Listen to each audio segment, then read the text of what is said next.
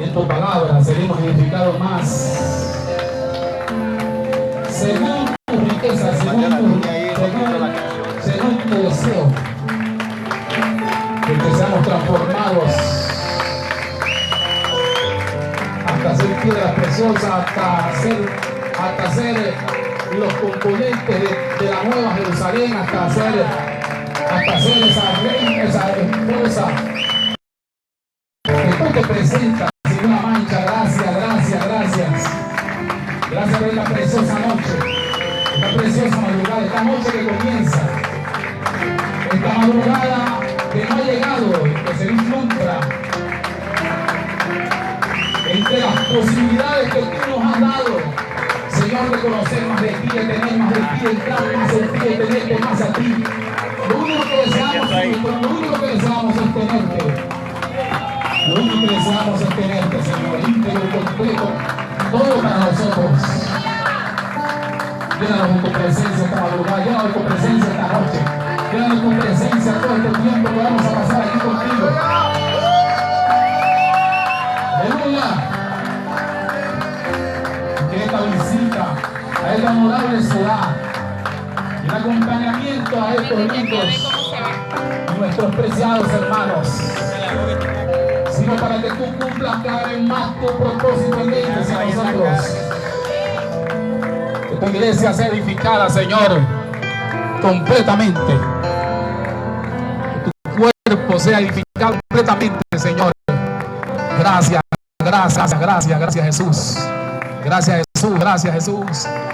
Si ponemos esta noche y esta madrugada en tus manos, pase lo que pase, es tuyo y lo recibimos. Gracias, Señor. Gracias, Señor. En diciembre del año pasado, nosotros recibimos la palabra profética y Dios nos dijo que este año iba a ser un año muy turbulento, iba a ser un año difícil, turbulento. Y a pesar de que los pronósticos decían otras cosas, en algunos casos, que si había un crecimiento económico, que si había... Sin embargo, también teníamos una amenaza de una intervención militar en la puerta de Venezuela. Y eso tenía... Eso no estaba creando tanta tensión, fíjese que no. Los venezolanos pasaron su diciembre comiendo, bebiendo, casándose y dándose en casamiento igualito como siempre. Como dice la Biblia, están en lo mismo, pues. Normal. Pero con una amenaza allí terrible. Pues ya la gente como no le está haciendo caso. Es que los tiempos de guerra y de rumores de guerra han arreciado tanto que ya hasta los mundanos, ni los mundanos le tienen miedo a las guerras y los rumores de guerra. Hasta los mundanos viven tranquilos con la guerra y los rumores de guerra. Porque ya estamos acostumbrados que si guerra, que si terremoto, que si el misil, que si los drones, que si el Funzaro, que si el metro, que si la OTAN, que si se vino, que si llegó Rusia, que si el atacó, que si la Ucrania, que no vale. Y así una gente se pone a pensar en eso. Ya la gente no le para eso. Ya la gente no le está parando a eso. Porque es tanta la noticia, es tanto los rumores, los rumores de guerra que nos... Y que siempre ha sido, pues, de estos últimos 2000 años, gracias, sigue acompañando. Estos últimos 2000 años ha sido años de guerra y de rumores de guerra, como lo dice la Biblia, porque eso fue lo que anunció el mismo Jesús. Mateo capítulo 24, a la altura del versículo 7, dijo que esto eran principios de dolor y que iban a haber guerra y rumores de guerra, hambre, y iba a haber, y que no era el fin, que solamente eran principios de dolores. Ahora sí, nosotros entramos en los 2000 años después de la ascensión de Cristo, entramos en eso. Guerra, rumores de guerra, hambres, muertes, todo eso. Entramos en todo eso desde la ascensión de Jesucristo. Pero algo muy importante también en lo que entramos después de la ascensión de Jesucristo. Después de la ascensión de Jesucristo no solamente entraron las guerras, no solamente entraron los terremotos, no solamente entraron los rumores de guerra, no solamente entraron la muerte, no. Después de la ascensión de Jesucristo comenzó la proclamación del Cristo resucitado en todo el mundo. Aleluya. Y esa proclamación del Cristo resucitado pues no se ha detenido. Va como un caballo llevando la delantera de estos 2000 años. Si podemos decir que en estos 2000 años ha habido guerra, sí. Si podemos decir que en estos 2000 años ha habido hambre, sí. Si podemos decir que en estos 2000 años ha habido terremotos, sí. Si podemos decir que en estos 2000 años ha habido muerte, sí. Pero también tenemos que decir que también estos 2000 años está marcado por una evangelización sin ninguna, aleluya, prórroga del Cristo resucitado y ascendido, y el anuncio de que viene Dios. Es un mensaje que no se ha detenido ni se va a detener sino hasta que Cristo venga. Quiere decir que ese caballo blanco de Apocalipsis 6 es el evangelio de la victoria, que salió venciendo para vencer. Por eso es que después sale el hambre y sale la guerra y sale la muerte, pero antes sale el caballo del evangelio. La gente está viviendo ahorita, vive en rumores de guerra. La gente ya no le está parando a eso.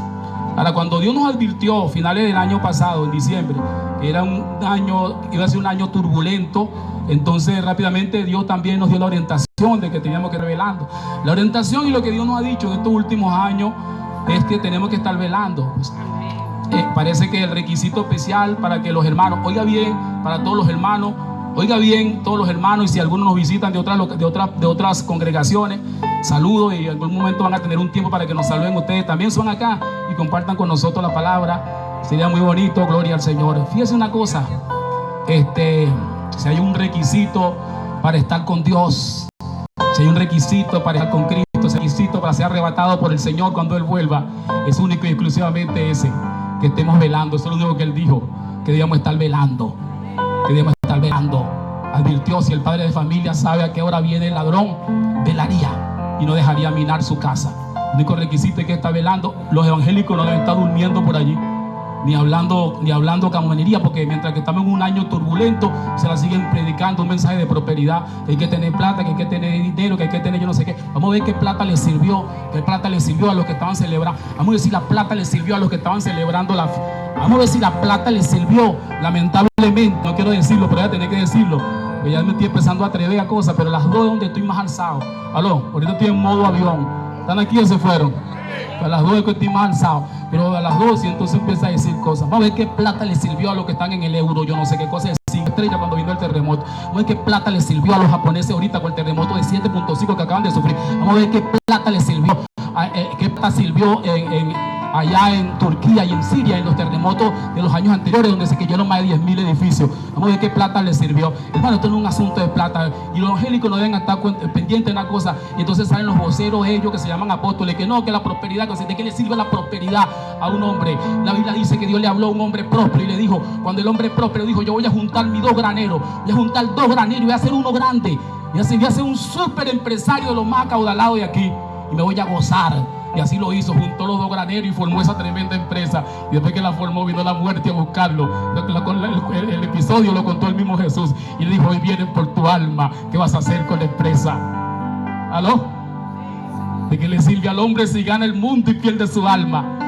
Le voy a decir algo a usted, hermano, evangélico o no evangélico, lo único que nos va a servir a nosotros en esta vida y en la próxima es que hayamos estado velando, que ya conocimos al Señor. Ahora nuestro trabajo es velar, y el Señor dijo: ahora ustedes vamos a estar velando, debemos estar velando, y por eso estamos aquí velando. Porque cuando le preguntamos al Señor si iba a ser un año turbulento, entonces ¿qué tenemos que hacer? Entonces el Señor dijo que teníamos que estar velando. Entonces Dios nos dio este plan de vigilia para que estuviéramos velando. Escuche bien, nuestra vigilia no son actividades eventuales, no son actividades, ¿cómo se llama? De eventos con algún propósito o algún deseo o alguna intención emocional. Nosotros no hacemos vigilia ni actividades, número uno, para arrastrar hermanos de otras congregaciones, para mostrarnos a nosotros como que si nosotros somos papaúpa, estamos compitiendo con alguien, para mostrar alguna imagen de algún hermano o decir que tenemos alguna federación que también está creciendo, ni para no, Señor. Nuestras actividades todas, y así deben ser las de ustedes, y me imagino que así son, el único motivo y razón de ser edificados en la vida de Cristo, de que cada creyente se le sirva la oportunidad de crecer en la vida de Dios, de que cada creyente sufra su crecimiento en vida, de que cada hermano a través de las tribulaciones, de la prueba, de la lucha, sufra, ¿cómo fue que dije? Sufra, aleluya, crecimiento en vida, que lo lleve nada más y nada menos que a la estatura de la medida de la plenitud de Cristo. Hay un varón perfecto, pues que el hermano sufra ese crecimiento en vida. Ese es nuestras actividades. Si hacemos oraciones es para eso, si hacemos vigilia es para eso, si cantamos es para eso, si oramos es para eso, si nos presentamos aquí es para eso, y si ofrendamos es para eso, todo es para eso. Vamos a nada. Si mañana pasado no quieren crecer, entonces perdimos. Si mañana pasado hacemos los cómputos y la estadística, ok, se valió todo, muy bien, hicimos todo fue fino. ¿Y quién creció aquí? No, creció fulano. No, está mal. Está mal, porque nosotros no hacemos actividad que ningún fulano crezca. Nosotros no hacemos actividad para que ningún fulano salga por televisión. Nosotros no hacemos actividad para que ningún fulano tenga lo que llama él un crecimiento ministerial. Nosotros no hacemos actividades para eso. Nosotros hacemos actividades todo para la edificación de Cristo. Todo lo que hacemos lo hacemos para la edificación de Cristo. Es más, todo lo que está fuera para nosotros, no sé si para ustedes, pero para nosotros, todo lo que está fuera de la edificación de Cristo es pecado. Todo lo que hacemos lo hacemos para la edificación del Señor. Todo lo que está fuera de la edificación del Señor es pecado. Por lo menos yo no me presto para nada que esté fuera de la edificación. Todo lo hice para la edificación. Todo está hecho. Y si cualquier cosa no sirve para la edificación de Cristo, entonces nosotros nos apartamos.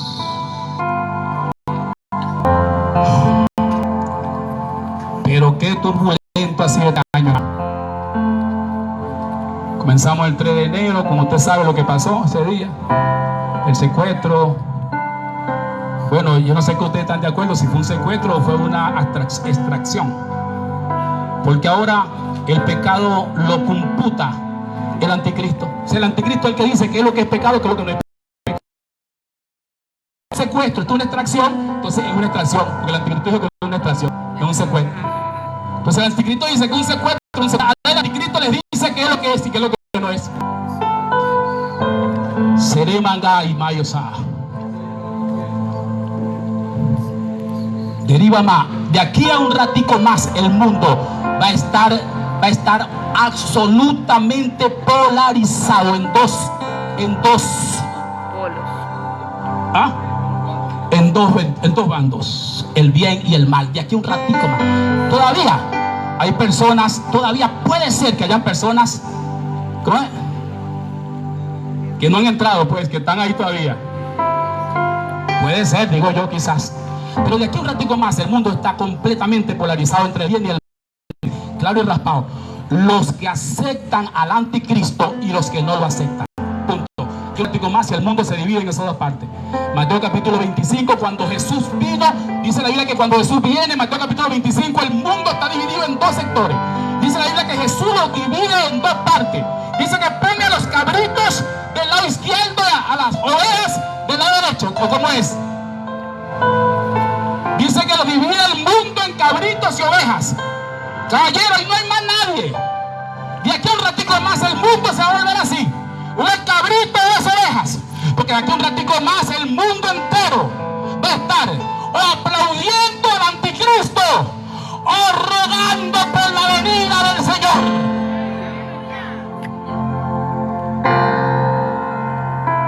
Entonces tú vas a poder encontrar a un persona en la calle y decir, ¿vos con qué estás? Y entonces si yo quiero que el Señor vuelva. ¿Y vos con quién estás? No, yo creo que estamos bien así el anticristo. No, está pegado ahí. Seré candama a mí.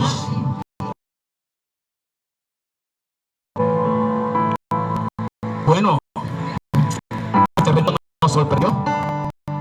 Pero no nos sorprendió a nosotros, sorprendió al mundo, pero no a nosotros, porque nosotros estábamos orando. Sabíamos que el mundo que iba a ser un año turbulento, porque Dios nos lo había dicho. Y Dios nos dio de una vez el plan. Dios nos dijo en diciembre, temprano, Dios me dijo a mí personalmente, yo lo compartí con los ancianos en San José, y los ancianos lo compartimos con todos los hermanos, y los hermanos con los profetas, y los hermanos con los profetas de otras localidades. Y estamos de acuerdo en realizar estas 6 vigilias. Hoy es la cuarta de esas 6 vigilias. Hemos realizado esta vigilia en San José, que es donde está el número más grande de los hermanos. Realizamos la vigilia en el municipio de Acevedo. Realizamos la vigilia en el municipio Páez. Y hoy estamos en la cuarta vigilia aquí en el municipio Pedro Gual. Estuvimos de acuerdo con el Espíritu Santo en mudar en las vigilias por varios asuntos. Yo personalmente, que oraba, mientras oraba y hablaba con el Señor, el Señor siempre me ha dado una indicación, el Señor siempre me ha guiado de no ser tan rutinario. No me gusta ser rutinario. Cuando estoy en un lugar una vez, porque la próxima vez no voy a estar ahí. Por ejemplo, cuando hago una actividad, porque la próxima vez voy a hacer otra cosa. Una vez hice 2 vigilias seguidas y un hermano me dijo, y cuando el hermano me dijo, pero la tercera no la va a hacer usted, porque la tercera la vamos a agarrar nosotros. Yo dije, agarren la cuarta, la quinta, la sexta, que por mi caso no hay más vigilia, porque este año vamos a caminar.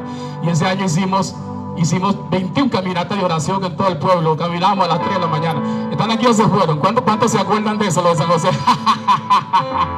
Entonces pensaban que me iban a robar el proyecto.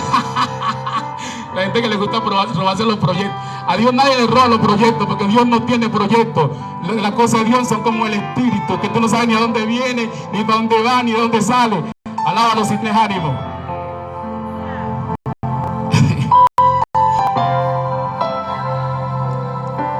Y hoy estamos aquí. La razón de esta vigilia no es alegrar el pueblo, por supuesto. Estamos metidos en un espíritu de velar.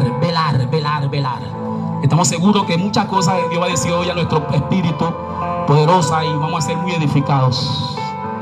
Hay más de 13 o de 14 predicadores esta noche. Están allí disfrazados de como que si ellos no quebran un plato, pero esos hechos están prendidos en fuego ahorita. Tú vas a ver cuando pasen para acá. Eso van a encender esta tarima. Esto se va a volver fue loco esto aquí. Aleluya. Y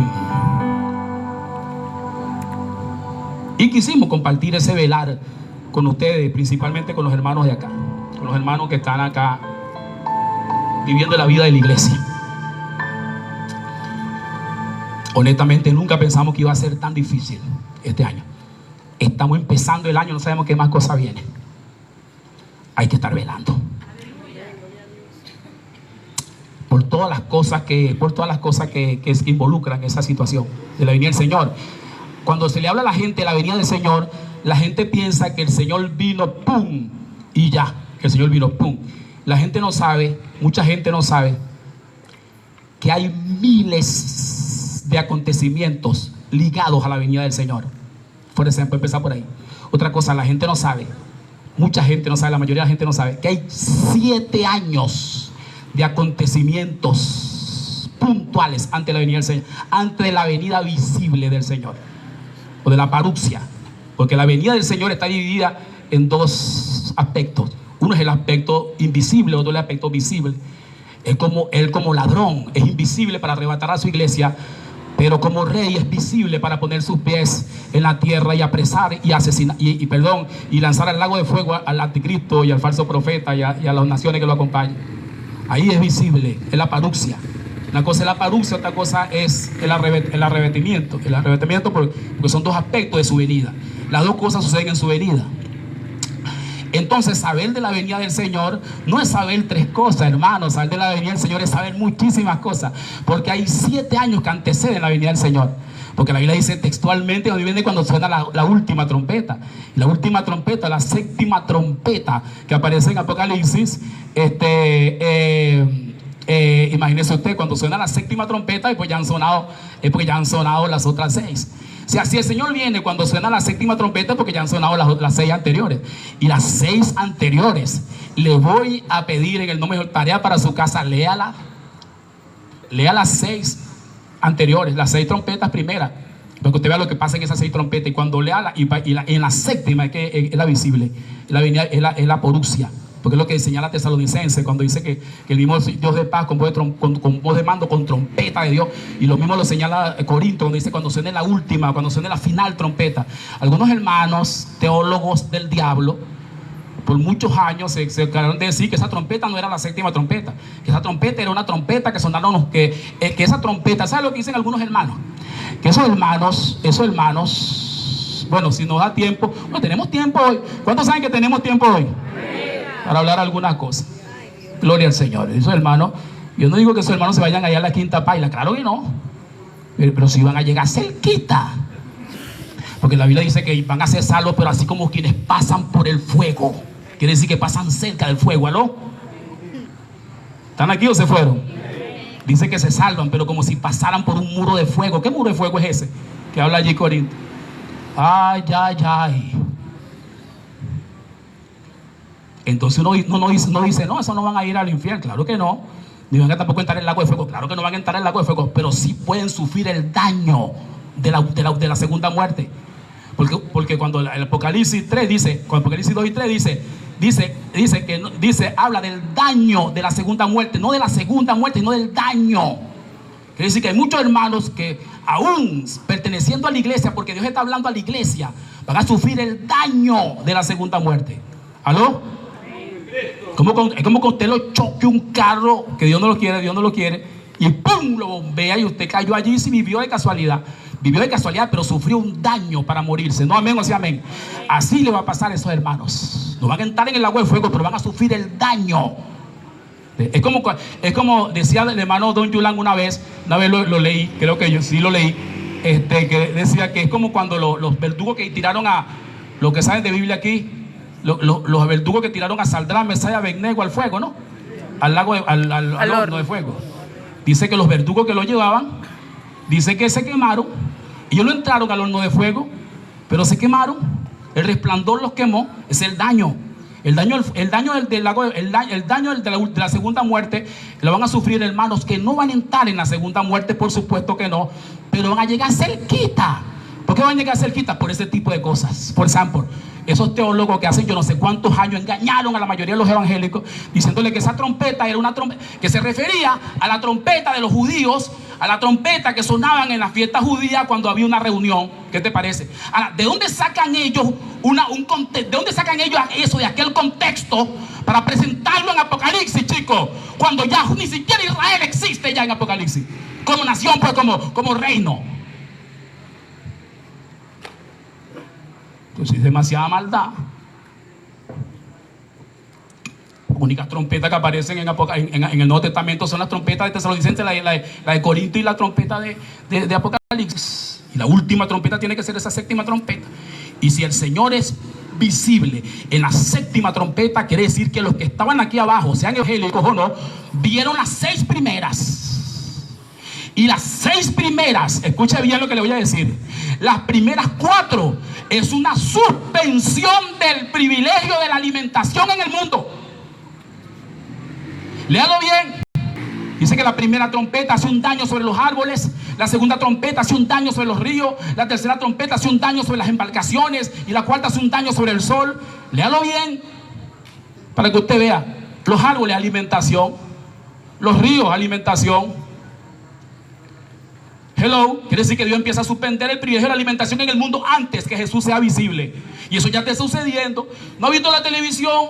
Los que están velando, ¿están viendo la televisión? Están viendo los reos, se la pasan viendo puro TikTok ahí raro. Ve que el TikTok es bueno, pero es que ahí ve lo que a uno le interesa, ¿no? Amén o sea amén. Entonces una vez yo encontré una muchacha y TikTok, todo el día TikTok. Yo le pregunté, yo no sé cómo haces tú para pasar todo el día viendo TikTok. ¿Y sabes lo que me dijo ella? Y que ella no sabía cómo hacía yo para no pasarlo. El Señor reprenda al diablo, ¿vale? ¿Ah? ¿No vio? La ola de sequía, los incendios y los árboles que se están quemando.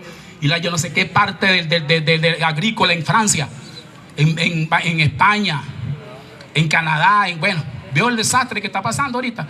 Los terremotos seguidos, el último de antier en Japón fue 7.5 y vio lo que está sucediendo. Gloria al Señor. Veo que el mundo entero y los científicos del mundo y la gente que estudia sabe que el mundo va directo a una crisis energética sin precedentes, especialmente de alimentos. Que estoy yo aconsejándole a los hermanos todos los días en San José que siga sembrando, que ponga a sembrar, que olvídese de ese pajarito y yo no sé qué, de otra cosa, es normal. Si está bien, estudia lo que sea, vaya por donde sea. Usted cree, usted es físico, es lo que sea, pero usted tiene que sembrar. Usted que vive en lugares, en esta zona que son agrícolas, usted tiene que sembrar, hermano. Tiene que tener un espacio en su tiempo, en su agenda para sembrar y cultivar alimentos, porque el mundo se enfrenta en los próximos días a una situación de alimentos sin precedentes. Fuerte, terrible, porque estamos llegando a la venida del Señor. Por eso es la crisis que hay ahorita en el mundo. La sequía, el asunto del cambio, por el asunto de los cambios de invernadero, del efecto invernadero, de todo lo que está sucediendo, hermano. Y lo que falta por suceder. Es una ola de cosas que están pasando porque está arreciándose el tiempo final de esta humanidad o de esta era. Y nosotros tenemos que estar velando. ¿Cuántos están velando? Ya florecen por todo allá en San José y allá estamos sembrando un poquito, estamos entusiasmados en lo que estamos haciendo, pues. Yo que me crié yo que vengo del campo porque nací, porque mi mamá se criaron todo el campo, yo después que crecí un poquito, y entonces la idea de y lo que uno le metían en la mente era sal del campo, sal de ahí no hay nada. Cuando uno retrocedía, vamos a suponer que tú eras de San José y te conseguías una novia en Burguillo, todo el mundo te caía encima que tú ibas para atrás. Porque tú tenías en Nueva York, en yo no sé dónde, crecer para allá, pum.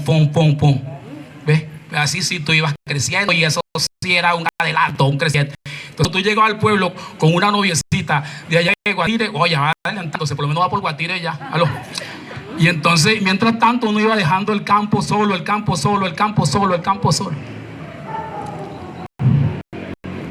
Después nos hicimos informáticos, matemáticos, nos hicimos, bueno, de toda clase de cosas de esas. Y nos fuimos olvidando que el único órgano que produce alimento es la tierra.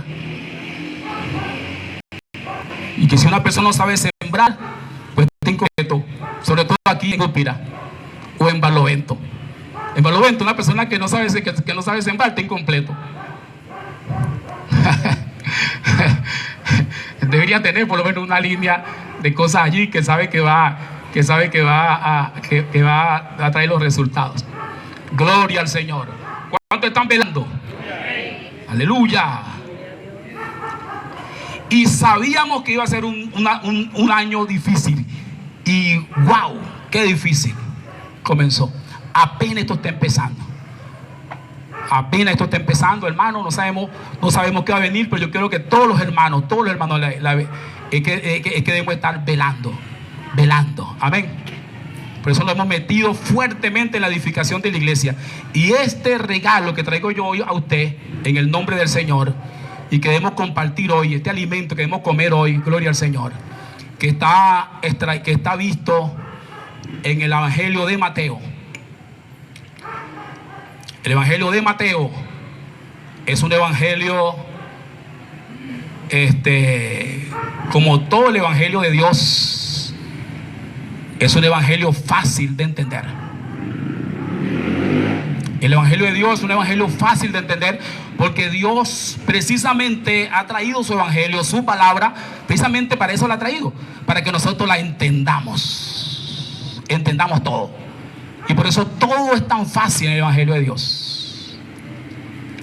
El Evangelio de Mateo es el evangelio que presenta a Cristo como el Rey y que comprueba que Cristo es el Rey y Salvador del mundo.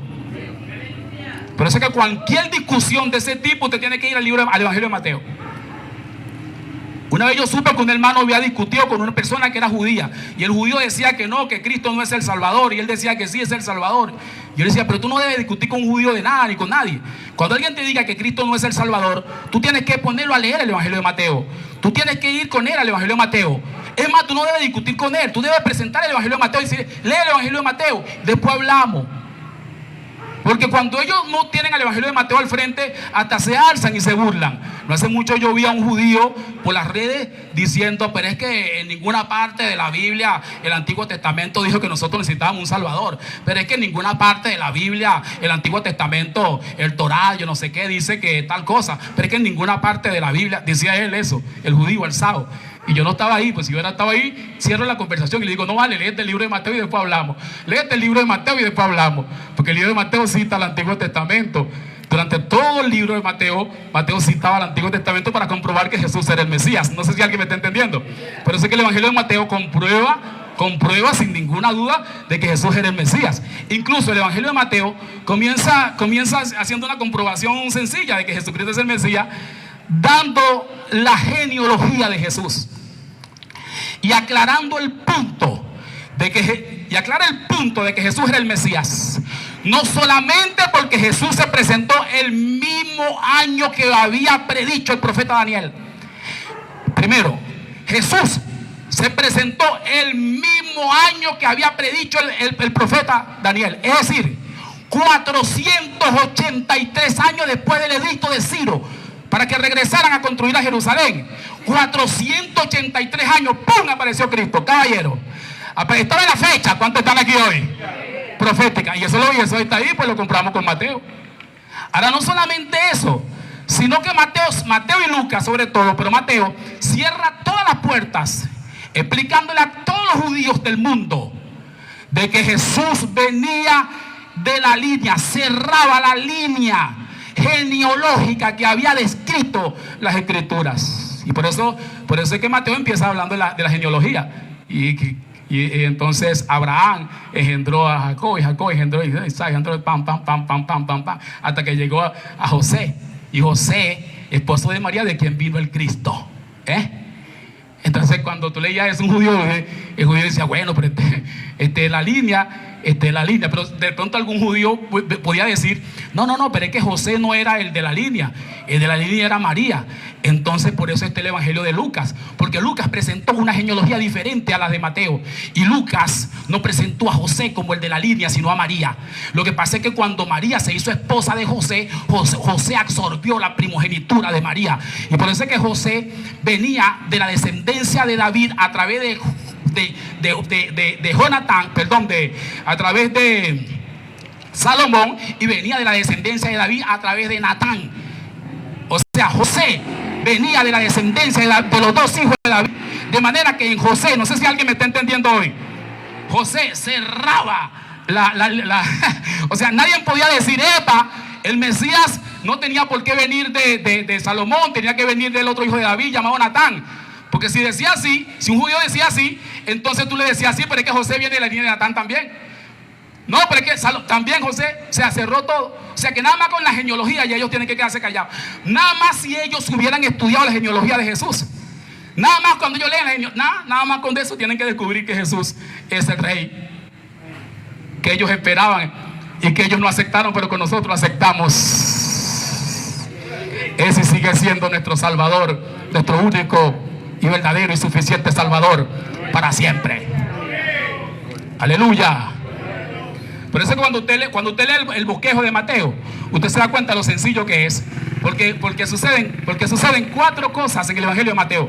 El bosquejo está dividido en 4 sesiones. En la primera sesión, Jesús es ungido como el rey, el nuevo rey, el Hijo de Dios. Eso es a partir del capítulo 4. Es ungido por Juan en el río Jordán. No sé si alguien está aquí hoy. Aleluya. Imagínense el mismísimo Juan, cuando vio al mismísimo Dios, aleluya, y cuando escuchó la mismísima voz del mismísimo Padre, que decía, este es mi hijo, este es mi hijo, aleluya, quien yo amo. Mira, si yo hubiera sido Juan, hubiera explotado con 40,000 pedazos, pero Juan no explotó porque Dios lo aguantó. Porque la Biblia dice que todas las cosas en él subsisten. No sé cuánto dan gloria a Dios por eso.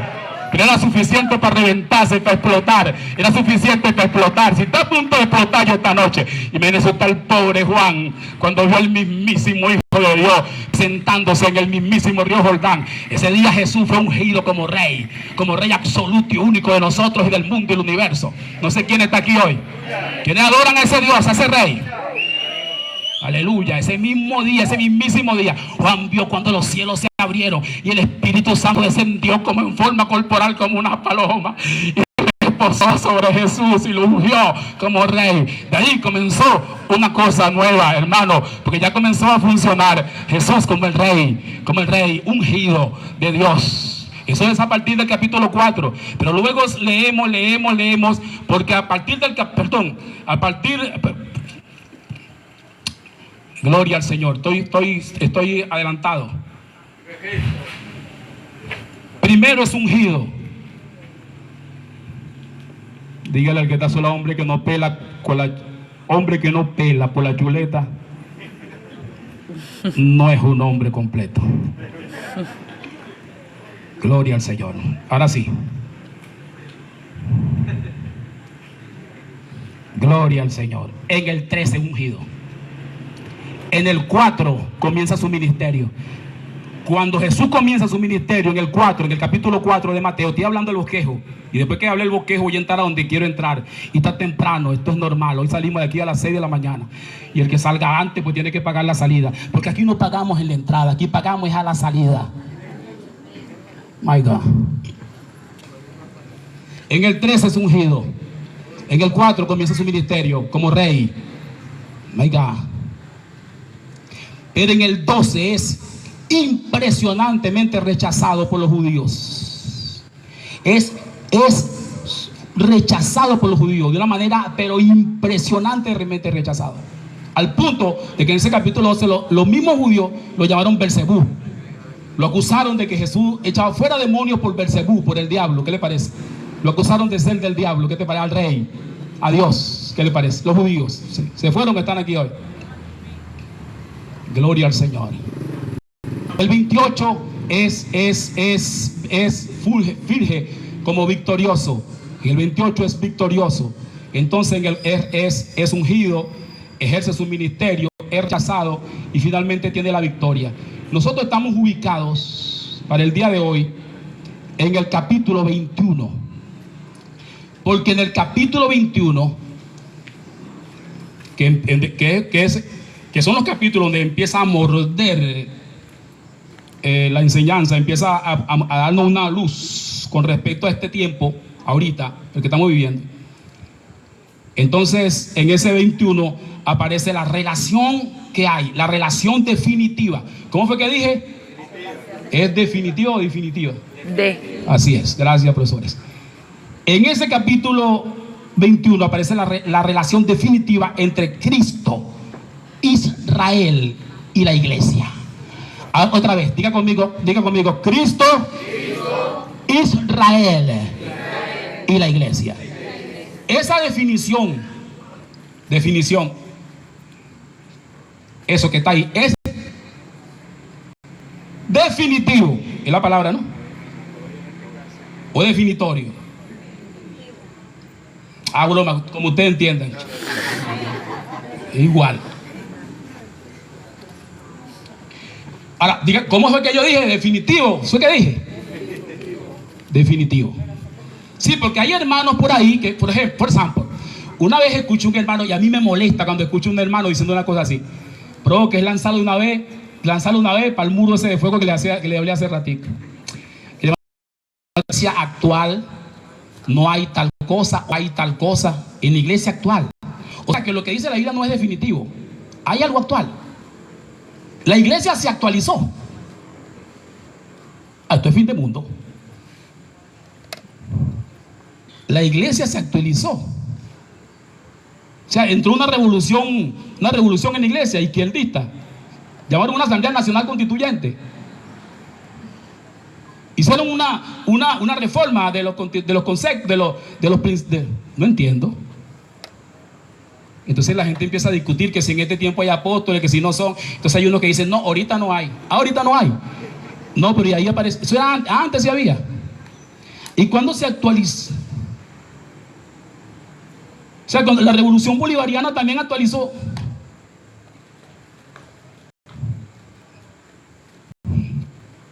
Fin de mundo. Señores y señores, actualizaron la Biblia. Escuchen bien, hermanos. La Biblia, la iglesia de hoy es actual. Esto es un fenómeno. No, yo creo que no es así. Yo creo que lo que está en la Biblia es, yo no sé si estoy hablando bien, y esto va a salir por TikTok de paso, pero lo que está en la Biblia es definitorio, es definitivo, es definitivo, es divino, es total, el único. Amén.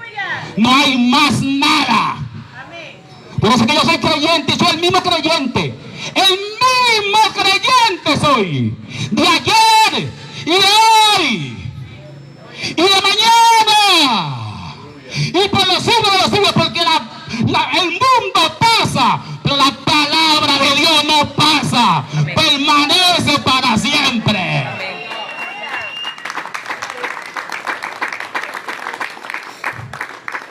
Yo no podía creer en una cosa que me dijeran otra vez y que no, ya eso no va. ¿Cómo yo iba a creer en una cosa que me dijeran? Tú sabes por qué yo me retiré. Sabes que yo era, vamos a decirle un chisme aquí bueno, yo era árbitro de basquetbol. Sí, claro. Y me gustaba mucho hacer mi trabajo y ya sonaba, era juez principal. Y así.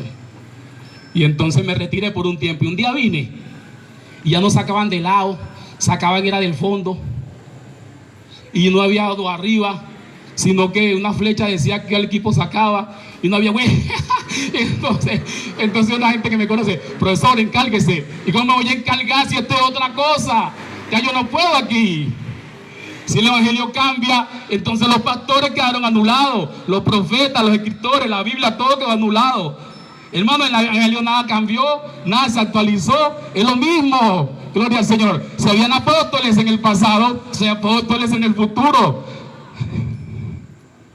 Y si había profetas en el pasado, hay profetas en el futuro, siempre habrá.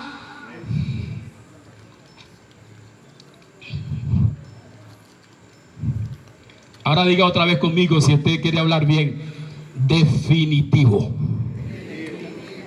Oiga, en el capítulo 21 de Mateo muestra la relación definitiva entre Cristo, Israel y la iglesia. Esos 13 sujetos aparecen en ese capítulo de una forma y se marca una relación que se acentúa, Los próximos capítulos, el capítulo 22, el capítulo 23, el capítulo 25 y los demás capítulos acentúan esa relación. Y las cartas que escribieron los profetas después, incluso principalmente, digo yo, la carta que escribió Pablo a los romanos en los capítulos 11 y 12 y 13 y 14, acentúan, lo afirman más claro de la posición, es la misma posición. Pero los apóstoles de Jesucristo no se equivocaron ni se fueron para ningún lado, porque ellos escribieron sobre la base. Ellos tomaron la base y escribieron sobre esa base. Cuando Pablo escribió sobre la base que ya estaba. Por eso es que Pablo no se equivoca. Y por eso es que Pablo, cuando usted ve que Pablo escribe, sobre todo cuando Pablo escribe a los colosenses, usa la misma palabra que había usado Jesús. Cuando Pablo dice a los colosenses, Pablo dice, busca primeramente las cosas de arriba, donde está Cristo sentado. Es lo mismo que había dicho Cristo cuando dijo, no hagan tesoro en la tierra, la polilla, sino hagan tesoro en el cielo. Es lo mismo. Cuando los apóstoles escribieron sobre la base. Ahora, ¿sobre qué base están escribiendo los hermanos de la prosperidad que andan diciendo que hay que ser próspero porque si no eres un miserable? Y Dios no está contigo porque no tienes 4 vacas y 5 elefantes y una Forerunner. ¿Sobre qué base están escribiendo ellos? No es sobre la base de Cristo. Claro que es sobre la base de Cristo. Ellos tienen una reforma. Ellos reformaron. Tienen que ser que reformaron. Esa es la actualidad de ellos. ¿Cuál es la actualidad de usted? Yo le voy a mostrar algo definitivo hoy. A ustedes que están velando. Porque esto es velar. Esto es velar. Dice, ¿qué es esto? ¿Cómo se come esto? ¿Y cómo se llama eso? Dice, velar. Diga conmigo. Velar. Esto es velar. Eso que cuando Cristo empezó su ministerio en el capítulo 4, en el capítulo 5, lo primero que hizo Cristo cuando empezó su ministerio fue dictar la constitución del nuevo reino de los cielos. Y Cristo aclaró, señores, los artículos de la ley anterior no están derogados. Más bien yo los voy a afirmar y los voy a ampliar. Cristo amplió los artículos de la constitución pasada. Porque él dijo, ustedes han dicho que no matarán, que no robarán. Pero yo digo que el que ambiciona, que el que codicia, también robó, también adulteró. ¿Aló? O sea que más bien aumentó, más bien Cuando Cristo habló del Mateo capítulo 5 hasta el 7, habló de las sesiones del reino, del nuevo reino, el reino de los cielos. La justicia del reino, la relación que debían tener los hermanos del reino. ¿Se fueron o están aquí todavía? Cuando los apóstoles escribieron, los apóstoles principalmente los que estuvieron con Jesús, esos 3 años y medio recibiendo la palabra que Jesús trajo personalmente. Como dijo el escritor de los Hebreos, que debió haber sido Pablo, en el capítulo 1, cuando dijo Dios habló anteriormente a través de los profetas, a través de los padres, pero ahora habla por su Hijo. Porque ellos sabían que cuando Jesús vino y se sentó a escribir, y se sentó a dar la constitución, y se sentó a enseñar, estaba dando la dirección del reino que recién estaba estableciéndose, con él como rey ya ungido ya en el Jordán, como expliqué hace unos minutos. Los apóstoles vinieron y escribieron sobre eso y no se equivocaron. Pues la Biblia es un compacto completo y perfecto. Si los apóstoles se hubieran puesto a escribir cosas que no estaban en la base. No, y cuando Pablo explicó eso bien claro, cuando dijo yo puse fundamento, yo voy a ver cómo hace, porque el fundamento es Cristo. Hello. Ahora, miren lo que pasa, miren lo que pasa. Miren lo que pasa. Gloria al Señor. Está temprano. Uy, está temprano. Yo he apurado, chicos, está temprano. No. Miren lo que pasa. En primer lugar, capítulo 21. Voy a hacer una paráfrasis y después vamos leyendo. Amén. Como he hecho hasta ahora. Capítulo 21. Jesús hace su entrada triunfal en Jerusalén. Jesús hace su entrada a Jerusalén en medio de una celebración, de una fiesta, pues. Porque la gente no tenía problema con Jesús. El problema lo tenían los fariseos, los líderes. La gente nunca es el problema. El problema son los líderes. My God. La gente nunca es el problema. Qué tristeza. El problema son líderes. Después hablamos de eso. Capítulo 21. Jesús hace su entrada triunfal a Jerusalén. Antes de Jesús entrar a Jerusalén, mientras pasaba por Betsage o al frente del Monte de los Olivos, Jesús paró la caravana y habló a los discípulos y le dijo: miren, vayan a una aldea que está ahí cerca y ahí van a encontrar dos asnas ahí, una asna y un pollino. De amarre, desamarren y me lo traen ahí a la cañona. Y si no, le va a salir, claro que le va a salir dueño. ¿Usted sabe cómo es eso? En lo que le salga el dueño, usted le dicen: el Señor lo necesita y te lo va a volver a regresar. Entonces ellos fueron a buscar una asna y su pollino. Cuando iban a recoger el asna y el pollino, dice la Biblia que salió, ¿verdad?, el dueño. Ellos le dijeron: el Señor dice que necesita el asna y el pollino. Cuando Él lo use, Él te lo va a regresar. Ellos trajeron el asna, el pollino, pusieron sus lienzos, sus mantos sobre el asna, el pollino. Los mantos que ellos pusieron sobre los pollinos tipifican la justicia, las acciones que ellos hicieron, que ellos tenían a favor del Señor. Nunca nuestras acciones que hacemos a favor del Señor son poca cosa. Que tengo algo aquí en mi corazón para decirle a ustedes, a alguien aquí en particular. Debe ser alguien en particular, porque lo tengo aquí en mi corazón clavado, como si el Señor me reclamara y me dice, desde que estaba sentado allá, desde que estaba sentado aquí atrás, y él me decía: dice lo que sepa. Hay alguien ahí que tiene que saber eso. Nadie tenga en poco el esfuerzo que tú haces por la causa del Señor. Que nadie te engañe diciéndote que es un fanático estúpido, que no estás haciendo nada, que no sirves.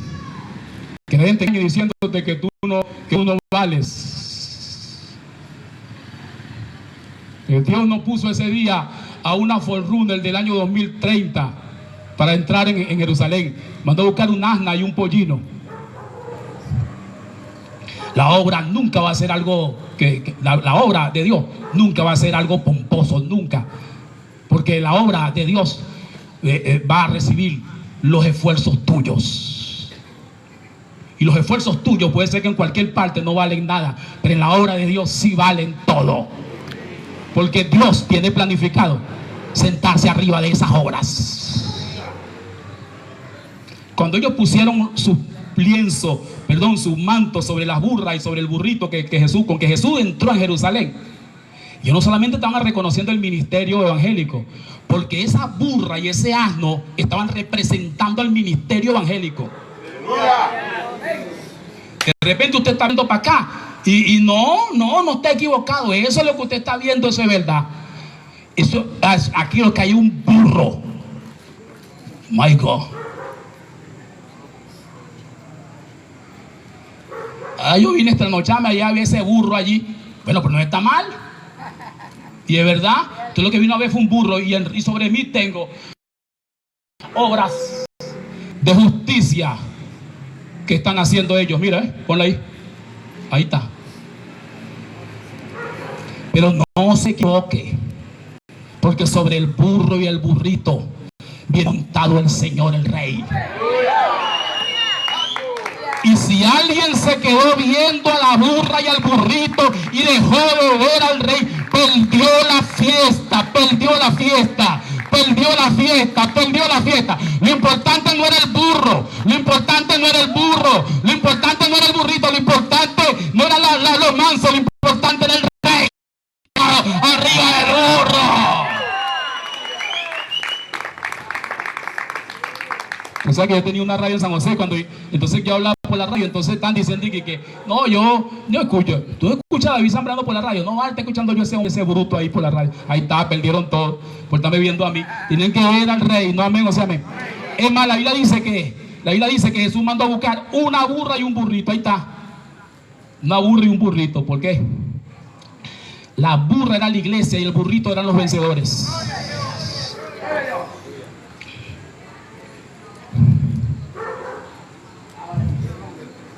Vamos a ver si usted ve al Rey hoy, caramba. O sigue viendo a la burra o criticando a los.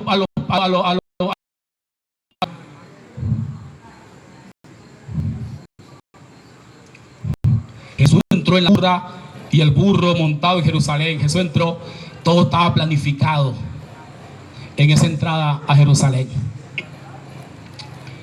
Gloria al Señor. En Jerusalén, Jesús, en ese primer día, Jesús hizo algunas cosas que yo voy a saltar un momentico para llegar hasta donde tengo que llegar. Hizo la purificación del templo, después que entró al templo. Bueno, ese templo realmente no resistía una purificación, porque ese templo ¿cómo digo yo? Ese templo estaba, tú sabes que ahorita están pintando a los edificios de la misión, de los edificios que sufrieron el terremoto, le ponen una franja roja, ¿no? Amarilla es que puede ser restaurado y roja es que no puede ser restaurado, algo así. Ese templo estaba en rojo, en morado, y le habían puesto, como si fuera poco, un tricolor también. Nunca. Ese templo ya no estaba habitable, honestamente. Pero Cristo, el enorme respeto de Cristo, de Dios, por sus promesas. Mejor dicho. Por eso es que yo creo en mi salvación. ¿Usted cree en su salvación? Porque el enorme respeto de Cristo por sus promesas. My God, fiel, hermano. Demasiado fiel.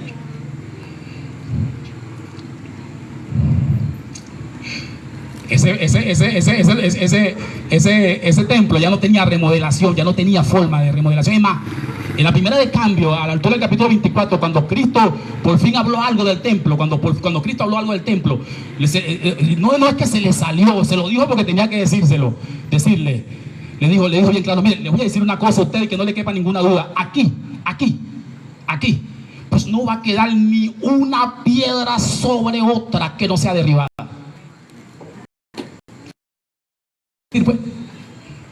Era dando a entender la ¿cómo es? No, cautización. Cautización, gracias, profesora. Todos son profesores y yo sé más que todos ellos.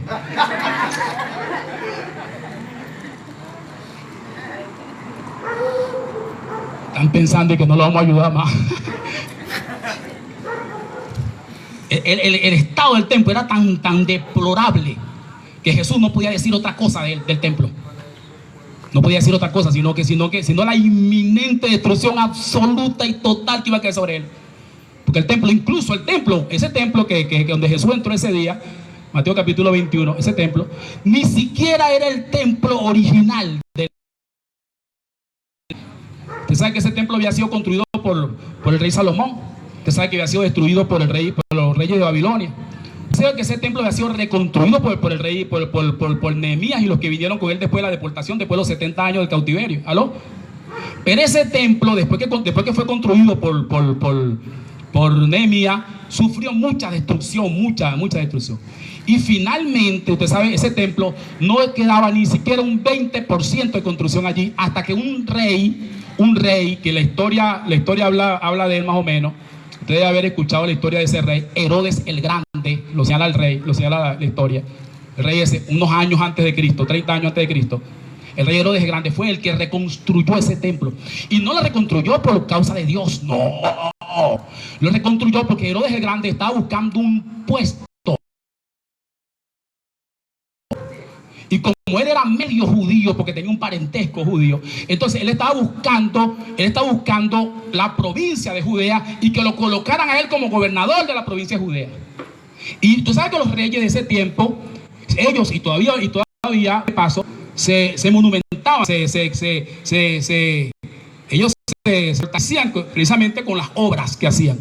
Por eso es que ese Herodes el Grande inventó la obra de la reconstrucción de ese templo.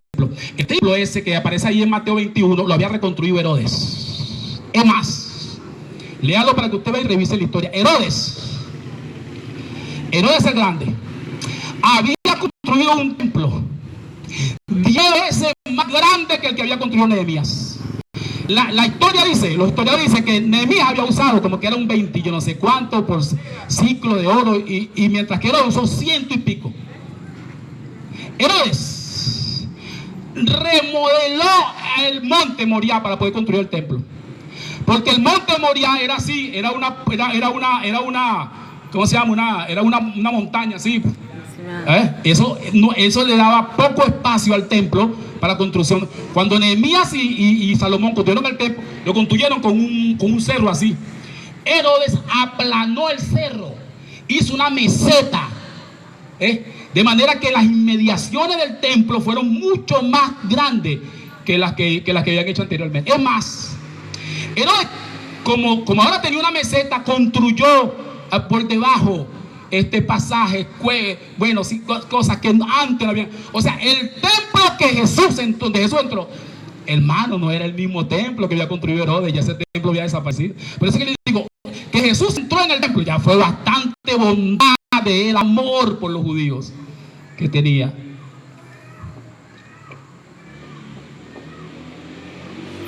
¿Sí me está siguiendo? Por eso es que Jesús le dio ese dictamen de una vez. Jesús le dijo, no va a quedar ni una piedra sobre otra. Jesús no estaba contento con ese templo. Ese templo no lo había construido Jesús. Ese templo no había sido construido por la dirección de Dios. Ese templo había sido construido por la dirección de Satanás. ¿O quién dirigía a Herodes el Grande? Dios. Dios no trabaja con los mundanos. Hay hermanos que piensan que Dios trabaja con los mundanos. Si vamos a trabajar, pero yo trabajo con los mundanos. Hermano, usted está loco. Usted no conoce a Dios. Dios no trabaja con los mundanos. Mire, hermano, Dios no trabaja ni siquiera con usted si anda en la carne. Si usted en la carne, Dios no trabaja con usted. Mira como le dijo a Pedro, por ejemplo, cuando Pedro estaba en la carne. ¿Y qué le dijo Jesús? Apártate de mí, Satanás, me eres tropiezo. Apártate de mí, Satanás, ¿qué te pasa? Dios no trabaja con mundanos, hermano.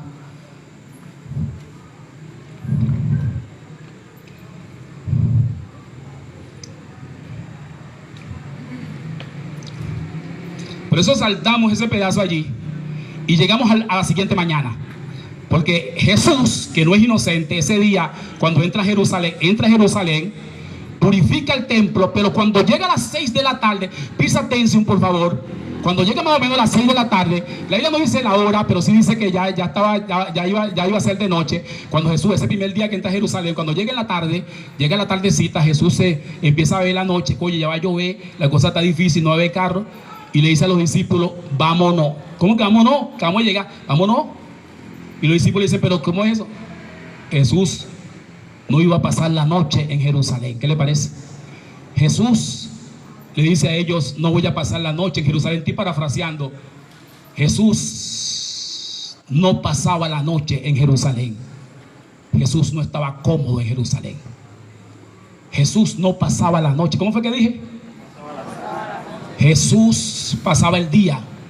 Y en la noche Jesús se retiraba a una aldea cercana llamada Betania.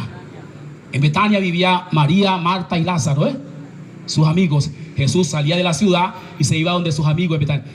Jesús no pasaba la noche en Betania. No, me voy a poner de pie en que sea un minuto. Ayúdenme. Ayúdenme allá abajo si me cae.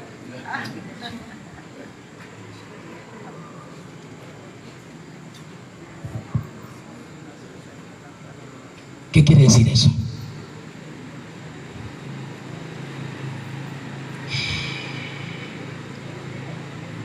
no pasaba la noche en Jerusalén.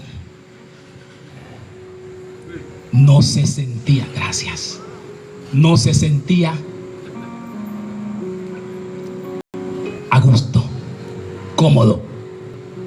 Se fue los que están aquí hoy. Es como que usted llega a Cúpira, hace lo que va a hacer, va para la alcaldía, va para allá, viene, y cuando es 6 de la tarde, no, yo me voy. ¿Pues dónde vas? Tú eres loco. No, pues te reservamos aquí, tenemos un hotel allí al frente de la... Y usted le dice, no, yo no paso la noche aquí. Yo no paso la noche aquí en Cúpira. Estás loco, yo no paso una noche aquí. Me voy de aquí. ¿Pero para dónde te vas? No, yo me voy por aquí cerquita, por aquí está el Señor, por aquí está. Por aquí, cerca. Hay una aldea por ahí. Machurucuto, ¿qué se llama? Si voy para allá, vamos a Machurucuto, ahí paso yo la noche. Yo no paso la noche aquí en Cúpira, no, yo no. ¿Pero qué pasa? ¿Qué te hicieron a ti aquí en Cúpira? No, yo no paso la noche aquí en Cúpira. ¿Cómo fue la palabra que utilicé hace un rato? ¿Cuál fue la palabra que utilicé? Ajá, bien duro. ¿Cuál fue la palabra que utilicé? Oh, no, algo más. Bien duro. ¿Cómo es la palabra que utilicé?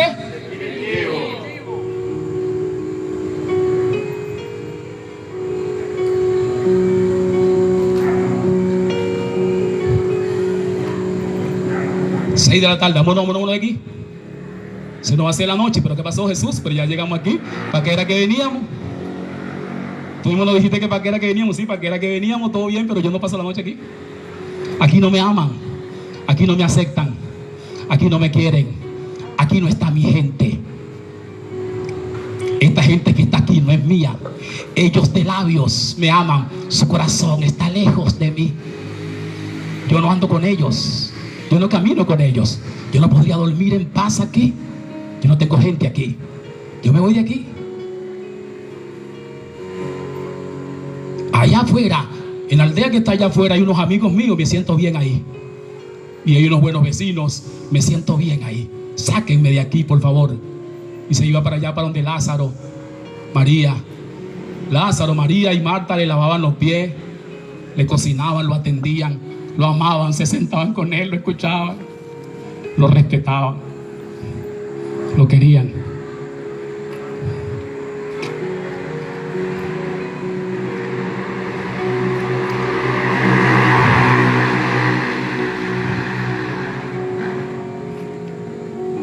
Otra vez, esta última vez, la palabra definitivo. ¿Cómo fue que dije? Definitivo. Esa fue esa tarde, para que todos viéramos. Ahí está en la Biblia, ya lo vamos a leer. Vamos a parafrasear y después leemos. Vamos a hacer la paráfrasis, perdón, con la lo que estoy haciendo es una paráfrasis sintética, revelacional. Así es. Entonces, esa noche, esa tarde, él regresa a Betania. Pasa la noche en Betania y vuelve en la mañana a Jerusalén. Quiere decir que él en el día iba a Jerusalén, en la noche regresaba a Betania, los días que estuvo allí. Cuando él regresa en la mañana, a Jerusalén, que viene por el camino a Jerusalén, dice que encuentra una higuera. ¿Qué es lo que encontró? ¿Un árbol de qué? Higos. Todos los judíos sabían, y ahora saben también, y los hermanos también, que la higuera era el árbol representativo del pueblo de Israel. ¿Amén o no amén? La higuera representaba ¿qué? ¿Al pueblo de qué? Y Jesús viene en la mañana, Jesús regresa, y cuando regresa se encuentra frente a la higuera. Ay. Se encuentra con la higuera. Jesús tiene que haber hecho eso para que lo entendiéramos mejor. Jesús se acerca a la higuera. Y cuando se acerca a la higuera, por supuesto, para tomar frutos de la higuera. Pero no encuentra frutos de la higuera.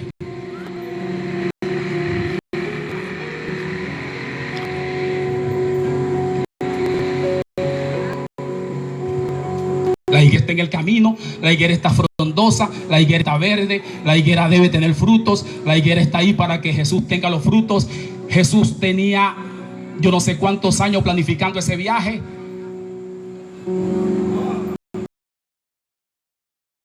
Cantidad de profecías se habían cumplido para ese viaje. Por fin entraba Jesús a Jerusalén después de 483 años que había predicho, que lo había predicho el profeta Daniel. Después de tantos años, Jesús empezaba a encontrar frutos ahí en la higuera.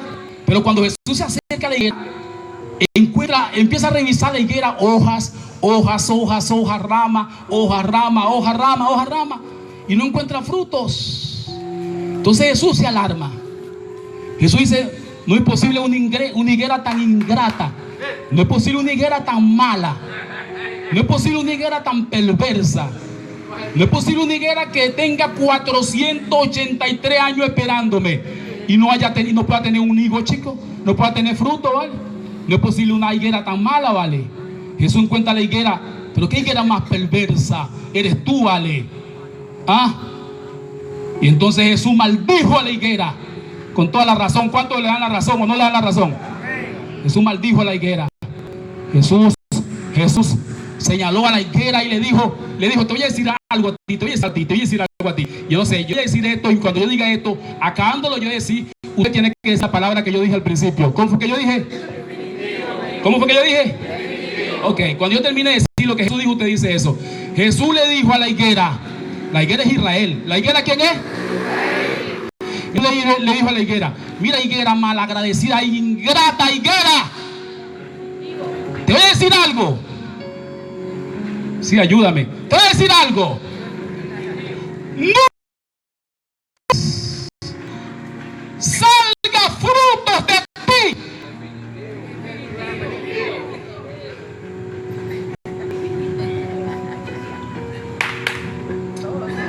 Los hermanos andan buscando tierra Jordán, tierra de ¿cómo es? Santa del río de Jordán.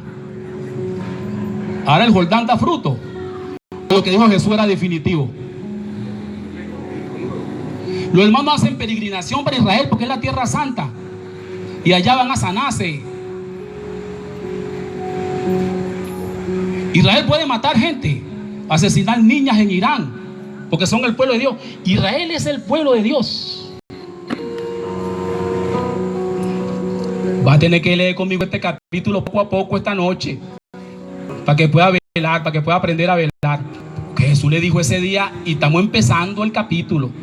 Jesús le dijo ese día a Israel: te voy a decir algo, Israel, de aquí en adelante ni que te arrepientas, ni que vuelvas, ni que grites. De aquí en adelante, Israel, te voy a decir una cosa, Israel, de aquí en adelante ni que hagas la reforma, ni que ay, ahora sí entendió. No, de aquí en adelante nunca más va a haber frutos, nunca más.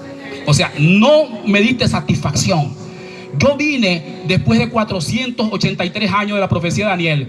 Yo vine después de yo no sé cuántos años. Yo vine después de 3000 años de la edificación del primer templo. Yo vine. Esta es mi casa, este es mi reino. Aquí estuvieron mis profetas. Yo vine a tener una satisfacción hoy de ti, y no encontré una satisfacción. Y te voy a decir una cosa: nunca más vas a hacer algo que a mí me satisfaga. ¿Cómo fue que dije? Definitivo. ¿Lo que dije es qué? Definitivo. ¿Lo que dije que es? Nunca más vas a hacer algo que a mí me satisfaga. Nunca más va a haber fruto en ti. Nunca más. De aquí en adelante, ok, vas a botar bastante hoja, vas a botar bastante rama. Por eso es que en el capítulo 24 él dice: aprendan de la higuera cuando sus ramas crezcan, cuando sus hojas broten. Es porque ha llegado el tiempo. Fíjese que dice en el 24: rama y hoja nunca más van a dar fruto. Nunca más. Tienen esa sentencia encima. En otras palabras, ¿sabe lo que estaba haciendo Jesús en ese momento? Jesús en ese momento les quitó la salvación. En ese momento Israel perdió la salvación. ¿Cómo fue que les perdió qué? La salvación. Los judíos no se perdían. ¿Sabe por qué los judíos no se perdían? Porque los judíos, la nación judía, tenía la salvación. Un judío era salvo nada más por ser judío. Por eso es que lo circuncidaban a los 8 días. Cuando un judío tenía 8 días de nacido, lo llevaban al templo. En el templo le quitaban la punta del prepucio al caballero, al varón, por supuesto, la punta del prepucio. Esa corte de la punta del prepucio significaba la separación que había entre ellos y la carne.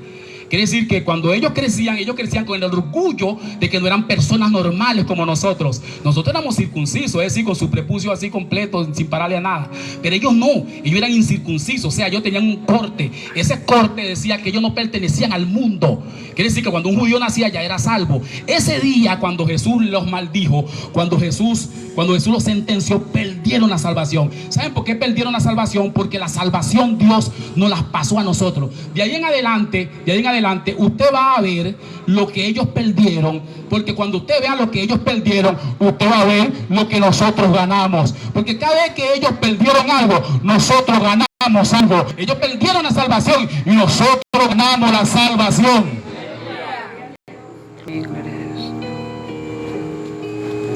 Ahora un judío para salvarse, pues puede ser requete contra circuncidado. Y si quiere que lo recircunciden a los 18 días. Pero ninguna circuncisión va a salvar a ningún judío, ni iraní, ni palestino, nadie. Lo único que salva es Cristo. Y Cristo lo ratificó y lo afirmó varias veces. Y le dijo bien claro, caballeros, que quiero que ustedes sepan algo: nadie va al Padre si no es por mí. Amén, aleluya. Y bien claro se lo dijo a aquellos hombres aquel día. Van a venir de oriente, de occidente, y se van a sentar con Abraham, con Isaac, con Jacob en la mesa. Y los hijos del reino van a ser echados en las tinieblas de afuera. Si ustedes perdieron la salvación, y la salvación ahora la tienen las rameras, las prostitutas, los que aceptaron a Cristo como Salvador. Quiere decir que lo que ellos perdieron, lo ganamos nosotros. ¡Aleluya!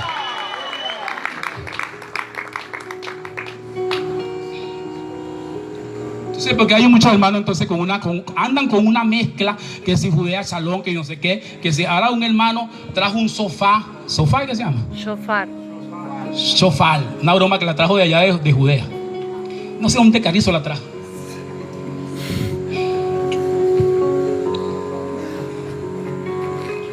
Entonces que ese sofá que lo iba a tocar en su iglesia, en su grupo, pues, porque su grupo es los sofal y que tienen un poder, que los sofal tienen poder.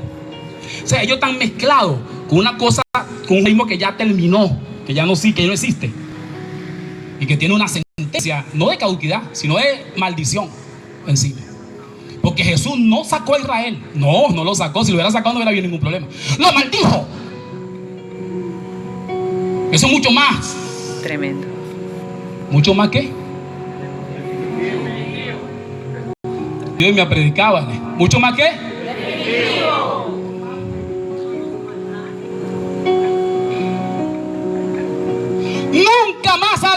Nunca más haya fruto en ti. Y en ese momento les quitó la salvación. No se van a dar galas de salvación aquí conmigo. Ya no. Por eso es que la salvación de los judíos se convirtió en un orgullo humano. Los judíos tienen un orgullo humano. Eso es todo. Ya sin Dios. No, que somos circuncidados, que somos la promesa, que somos el pueblo, que somos... Ya, eso es mentira. Eso se acabó, caballero. No, que mire, hermano, ustedes, le voy a decir una cosa: puede ser de la tribu de quien le dé la gana, y Pablo lo ratificó. No todo el que es judío es pueblo de Dios. No todo el que es judío es de la promesa. No todo el que... Tiene que aceptar a Cristo como Salvador. Jesucristo se lo dijo bien claro: nadie va al Padre si no es por mí. Nadie. Absolutamente nadie. No amén o sea amén.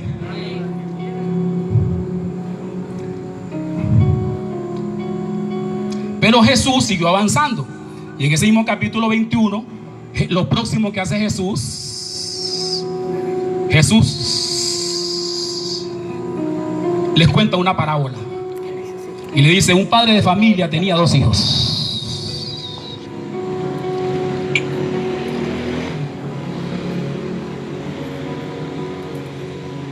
Y le dijo al primero: anda a trabajar allá en mi viña.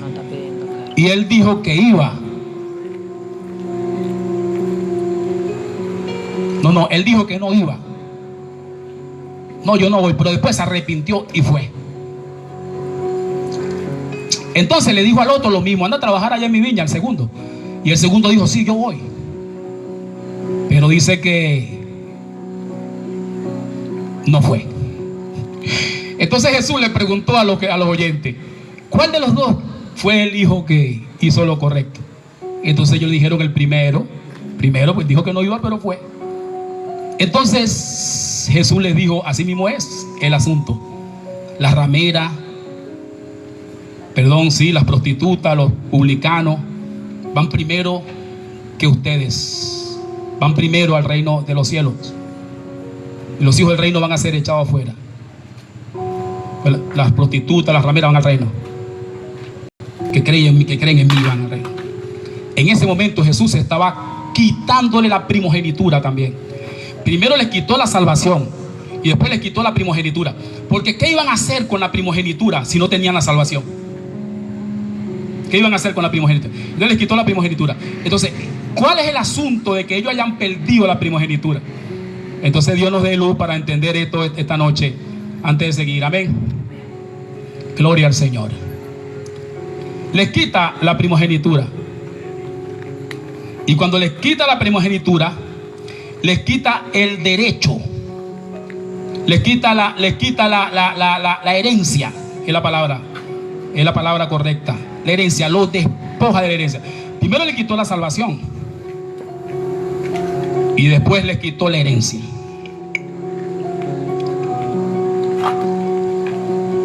Le quitó la primogenitura. Ellos dejaron de ser el hijo primogénito de Dios.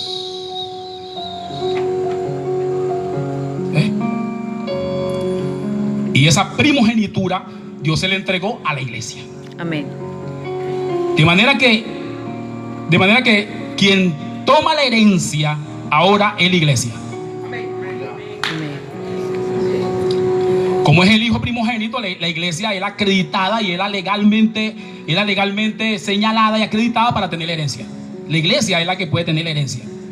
El pueblo judío no puede tener la herencia, porque ellos fueron sacados de le fue quitada la primogenitura. Y el primogénito empezó a ser la iglesia de Dios, los vencedores. La iglesia de Dios comenzaron a ser los dueños de la herencia. Gloria al Señor. Yo no sé si usted está entendiendo esto todavía, pero me voy a explicar un poquito. Amén. Gloria a Jesús. Por eso es que el trato de Dios, escuche bien, el trato de Dios ahorita con nosotros. Si usted entendió esto, entendió toda la vigilia. Y ahora sí va a empezar a velar si no está velando, en caso que no estaba. Si entendió esto, entendió todo.